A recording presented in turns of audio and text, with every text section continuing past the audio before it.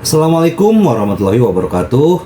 Salam sejahtera buat kita semua. Semoga kita semua dalam keadaan sehat jasmani dan rohani, tidak kekurangan satu apapun. Amin ya robbal alamin. Oke, Mimin akan melanjutkan cerita Liontin Giok Naganya. Tapi seperti biasa, bantu dulu tekan tombol like dan berkomentar juga Tuan dan Nona. Terima kasih sesudah dan sebelumnya.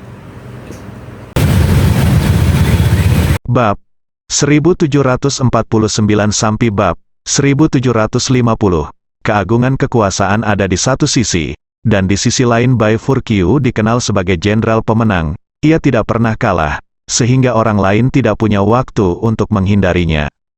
Oleh karena itu, setiap malam ketika dia datang untuk bermain, dia akan menangkap seorang pria yang tidak beruntung dari kerumunan untuk bermain dengannya.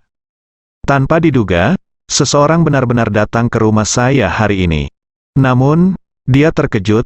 Bulu putih itu tidak berkata apa-apa, dia hanya menuruti saja. Pria kecil itu tampak begitu bersemangat sehingga dia bersembunyi seolah-olah dia telah dibebaskan dari hukuman mati.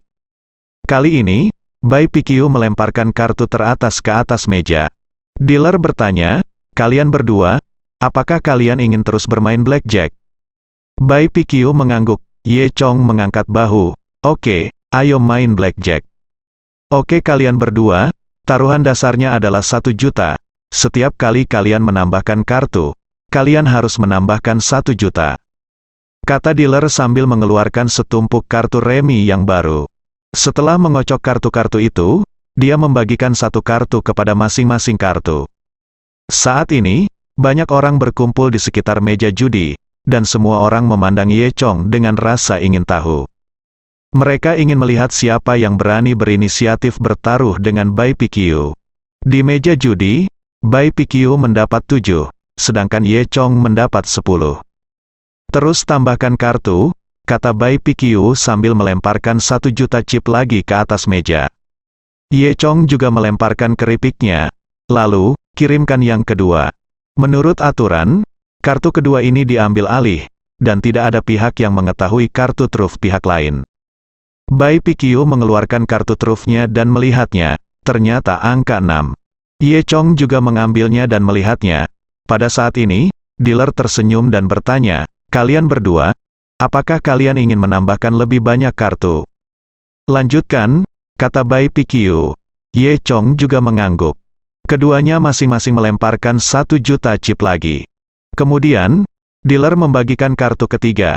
Kartu ketiga adalah kartu terbuka. Dan Bai Piqiu memiliki 7 lagi. Kartunya 7, 6, dan 7. Jika dijumlahkan, jumlahnya tepat 20 poin. Ini sudah menjadi angka terbesar kedua di blackjack, dan peluang menangnya sangat besar. Bai Piqiu menunjukkan senyuman bangga. Kartu yang Ye Chong dapatkan adalah K. Dalam permainan, K juga melambangkan angka 10. Dengan kata lain, angka di wajah Ye Chong sekarang adalah 20. Kecuali jika kartu trufnya adalah A, jika tidak, jika nomor Ye Chong melebihi 21, ia akan kalah. Namun, hanya ada 4 kartu as di antara 54 kartu tersebut, bagaimana cara membagikannya dengan begitu mudah? Bai Piqiu terkekeh, "Wah, sepertinya keberuntunganmu tidak terlalu bagus." Ye Chong mengangkat bahu dan berkata, "Ini belum berakhir." Dealer terus bertanya, "Kalian berdua, apakah kamu ingin menambahkan lebih banyak?" Qiu terkekeh, dalam hal ini, siapapun yang mengambil keuntungan adalah orang bodoh. Saat dia mengatakan itu, dia menyerahkan kartu asnya. Jam 20 ini sudah sangat sulit, dan semua orang bertepuk tangan. Benar saja, dia layak menjadi Jenderal Yum, semua orang memujinya satu demi satu. Dalam pikiran mereka, Ye Chong memiliki kemungkinan besar untuk melampaui blackjack dan pasti akan kalah. Sudut mulut Bai Piqiu melengkung, dan dia memandang Ye Chong melalui kacamata hitamnya. Kemudian, Ye Chong mengangkat kartu trufnya, dan ternyata itu adalah kartu as. Ye Chong kebetulan seorang blackjack, semua orang tercengang, betapa beruntungnya orang ini. Ekspresi Bai Piqiu sedikit berubah, bukan karena dia peduli dengan uang, tapi hanya karena seseorang bisa mengalahkannya, yang benar-benar membuatnya kehilangan muka. Memikirkan hal ini, dia tidak bisa tidak melihat lagi ke arah Ye Chong. "Ayo lagi, kata Bai PQ. Ye Chong mengangguk, oke. Kali ini kita meningkatkan taruhannya, satu kartu adalah 10 juta. Apakah kamu berani? Kata Bai PQ. Mendengar ini, semua orang di sekitarnya menarik napas. Berharga 10 juta per kartu ini pertaruhan yang sangat besar. Tanpa diduga, Ye Chong setuju tanpa berpikir, tidak masalah, aku akan bermain denganmu. Bai PQ tidak menyangka Ye Chong akan setuju begitu saja. Mata di balik kacamata hitamnya bersinar dengan cahaya aneh. Segera setelah itu, game kedua dimulai. Keduanya masing-masing melemparkan 10 juta chip ke atas meja. Kali ini, bahkan dealernya pun sedikit gugup. Dia dengan hati-hati membagikan kartu kepada semua orang. Ye Chong mendapat 3, dan yang berbulu putih mendapat 6. Bai PQ berkata, lanjutkan. Dia melemparkan 10 juta chip lagi ke atas meja. Ye Chong hanya punya 10 juta chip. Dia awalnya ingin mencari anggota staf untuk menebus lebih banyak chip. Bai PQ melambaikan tangannya dan berkata, tidak perlu chip. Kita cukup menambahkannya secara lisan dan menyelesaikan akun pada akhirnya. Ye Chong tersenyum, apakah kamu tidak takut aku curang? Haha, aku curang, benar-benar tidak takut, di sini, tidak ada yang berani berbuat curang di depanku, kata Bai PQ. Kemudian, kartu kedua dibagikan. Saat ini taruhan antara kedua orang itu sudah 40 juta. Pertaruhan besar membuat semua orang takut untuk bernapas. Kartu kedua ditahan lagi. Ye Chong mendapat angka 5, jadi dia sekarang jam 8. Dia menambahkan kartunya lagi dan berkata, lanjutkan. Bai PQ juga terus menambahkan kartu. Taruhan di meja judi menjadi 60 juta. Kali ini, Bai PQ dibagikan 5, dan kartu hall-nya adalah 2. Jadi angka saat ini adalah 6, 2, dan 5. Totalnya 13 poin. Ye Chong, sebaliknya, diberi 10, dan dia sekarang berusia 18 tahun. Dilihat dari bentuknya yang seperti ini, sangat bermanfaat bagi bulu yang berwarna putih. Dealer terus bertanya, apakah Anda ingin menambahkan lebih banyak? Bai PQ mencibir, tentu saja saya ingin menambahkan lebih banyak. Ye Chong juga berkata, tambahkan lebih banyak. Taruhannya menjadi 80 juta. Pada kartu keempat, Bai PQ mendapat kartu 7. Sedangkan Ye Chong mendapat kartu as. Dengan cara ini, sudah jam 20 untuk bulu putih lagi. Dan Ye Chong sekarang jam 19, dalam situasi ini, untuk permainan blackjack, kemungkinan menang bulu putih sangat tinggi. Semua orang mengagumi dalam hati mereka, sepertinya Jenderal Yum masih lebih baik darinya. Bai PQ berpikir dalam benaknya, dia tidak percaya Ye Chong akan seberuntung itu. Kartu trufnya adalah Zhang Er, dan dia bisa mengumpulkan blackjack. Kecuali 2, White Fur pasti akan menang. Bahkan jika kartu truf Ye Chong adalah A, itu hanya seri antara keduanya. Karena sudah jam 19 untuk Ye Chong yakin Ye Chong tidak akan berani menambahkan kartu lagi. Haha, sepertinya keberuntunganmu kali ini kurang bagus, kata Bai PQ. Tapi tadi sangka, Ye Chong malah berkata, lanjutkan tambahkan kartu. Semua orang tercengang, apakah Anda ingin menambahkan kartu? Sudah jam 19 di kartu, jika Anda menambahkan lebih banyak kartu daripada blackjack, Anda akan langsung kalah, dan kemungkinannya sangat tinggi. Tahukah Anda, masing-masing kartu ini bernilai 10 juta. Sudah ada 80 juta di atas meja. Jika Ye Chong menambahkan 10 juta lagi, itu akan menjadi 90 juta. Seberapa besar hatinya untuk berani berjudi seperti ini dengan 90 juta? Bai PQ kehilangan ketenangannya dan menatap Ye Chong dengan hati-hati melalui kacamata hitamnya. Dia berkata, apakah Anda benar-benar ingin menambahkan lebih banyak? Kenapa tidak? Ini belum blackjack, kata Ye Chong sambil tersenyum. Bai PQ mendengus. Haha, kamu memang berani, saya hanya ingin melihat apakah kamu memiliki keberuntungan seperti itu. Saat dia mengatakan itu, dia melambaikan tangannya untuk memberi isyarat kepada dealer agar membagikan kartunya. Dealer itu menelan dan melemparkan kartu lain ke Ye Chong. Namun kartu ini juga terbalik. Bandar bertanya lagi pada Bai PQ, Tuan, apakah Anda ingin menambahkan lebih banyak? Kali ini, tekanan datang ke pihak Bai PQ. jika dia melihat performa menakjubkan sebelumnya, dia sudah mendapatkan 20 poin sekarang, dan dia akan memiliki peluang besar untuk menang. Jadi dia tidak akan menambahkan. Namun setelah mendapat pelajaran dari pertandingan sebelumnya, Bai PQ kini tidak begitu percaya diri. Namun, jika dia memilih untuk menambahkan, membayar 10 juta lagi adalah masalah sepele. Kecuali dia mendapat kartu as, jika tidak, dia akan melebihi blackjack. Bai PQ sedang memikirkan dalam benaknya apakah pantas mengambil risiko seperti itu. Ye Chong melihat keraguan-raguan Bai PQ, tersenyum dan berkata, "Lupakan saja, saya pikir Anda tidak perlu khawatir tentang hal itu. Mengapa saya tidak memberitahu Anda kartu truf saya?" Awalnya, menurut aturan, Bai PQ harus mengambil keputusan tanpa mengetahui semua kartu truf Ye Chong. Hasil akhirnya adalah jika kedua belah pihak melebihi blackjack, maka putaran tersebut akan batal. Dengan mengatakan itu, Ye Chong menyerahkan 2 kartu trufnya, yang ternyata adalah 2 kartu as. Ketika semua orang melihat adegan ini, mereka semua tersentak. Ini sangat beruntung. 5 kartu Ye Chong ternyata adalah blackjack. Mata Bai PQ membelalak. Jika bukan karena kepercayaan dirinya, dan tidak ada yang bisa bermain trik di depannya, dia bahkan akan meragukan apakah Ye Chong curang. Faktanya, Ye Chong memang menggunakan beberapa cara. Meskipun energi aslinya belum pulih, mata Dewa Naga tidak tertutup. Selain itu, Bai PQ secara alami tidak dapat melihat metode mata Dewa Naga. Saat ini, Bai PQ berada dalam situasi yang sangat sulit. Dia punya 20 poin di sini. Jika dia tidak menambahkan, dia pasti akan kalah. Jika dia melakukannya, kecuali dia bisa mendapat nilai A, dia akan tetap kalah. Awalnya ada 4 S, tetapi lawan sudah memiliki 2 S di tangannya, jadi peluang mendapatkannya semakin kecil. Apalagi jika ditambah lagi, Anda akan kehilangan tambahan 10 juta.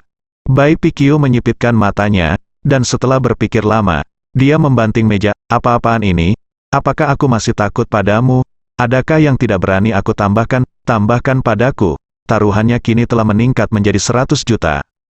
Semua orang menahan napas dengan gugup dan melihat kartu terakhir dibagikan dari tangan Bandar dan diserahkan kepada Bai PQ. Bai PQ juga mengambil kartu itu dengan gugup, balikkan dan lihat lebih dekat.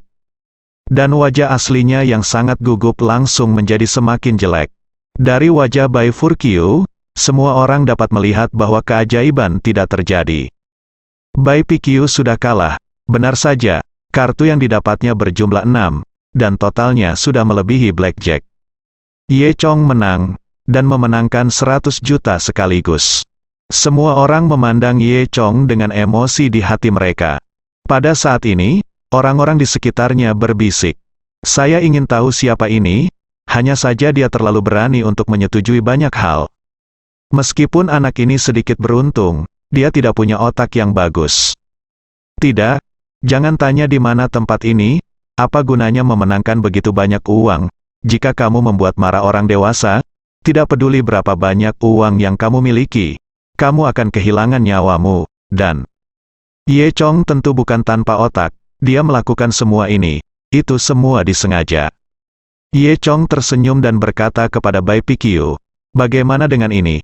Saya mengajukan pertanyaan, dan selama Anda menjawab saya akan memberi Anda semua uang di meja poker. Ini setara dengan menghabiskan 100 juta untuk..." Membeli sebuah pertanyaan. Hal semacam ini bukanlah sesuatu yang dapat dilakukan oleh orang biasa. Tindakan Ye Chong mengejutkan para penjudi yang hadir. Jika itu orang biasa, saya khawatir dia akan langsung setuju. Namun, yang bahkan Ye Chong tidak sangka adalah Bai PQ tidak tergerak sama sekali. Bai PQ terkekeh dan berkata, "Nak, aku sudah lama tahu bahwa kamu punya motif tersembunyi. Apa menurutmu aku peduli dengan uang kecil ini? Sudah kubilang, aku bisa kehilangan uang itu padamu. Tapi jika kamu ingin bertanya padaku, tidak mungkin."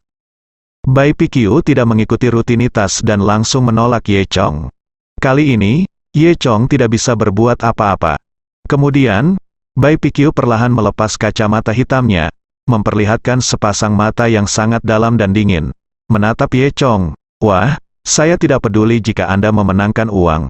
Tetapi jika Anda datang ke Bailey Street untuk menimbulkan masalah, aku khawatir kamu tidak akan bisa keluar hidup-hidup hari ini.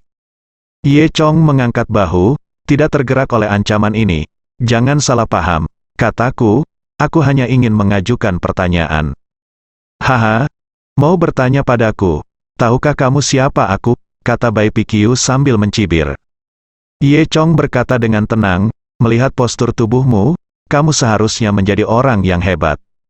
Kamu benar, haha, izinkan aku memberitahumu, aku Lucius, petugas patroli kota suci Bermuda, kata Bai Pikyu. Ternyata pria tersebut adalah Lucius yang legendaris. Ye Chong tidak menyangka akan bertemu Lucius secara tidak terduga. Ye Chong tersenyum, jadi kamu adalah utusan patroli kota.